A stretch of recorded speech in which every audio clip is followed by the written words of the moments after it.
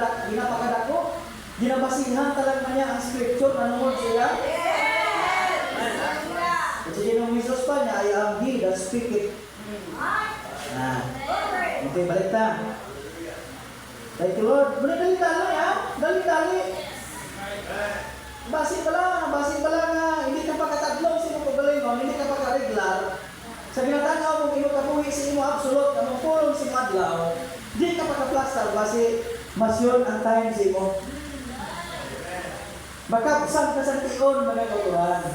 Hallelujah. Kaya ato niya, reaksyon na naman na yung ginatanaw ang mga kautuhan, ikaw kag ako. Ikaw kag ang Diyos, ako kag ang Ginoo, mga kautuhan. Bayi na rin yung iban. Gila mo na. Malayo ta. Nga Pentecost is the standard. That is the pattern. Amo na siyang ato niya nga hulmahan. There is no other pattern. Wala sa ibang pa nga hulmahan aton. No matter what the scholar, sa bisan ano pa lang binsiling sa mga manggialamon, God has not changed that pattern. Amen. Ang Diyos wala nagabalhin silang iya hulmahan.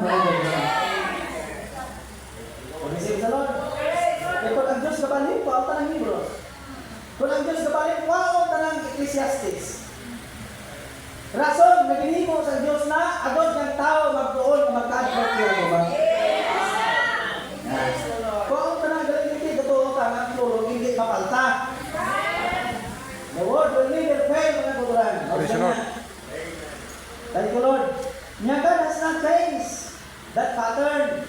What God did at Pentecost, He has to keep on doing until the last or until the church ages close, mga kuturan.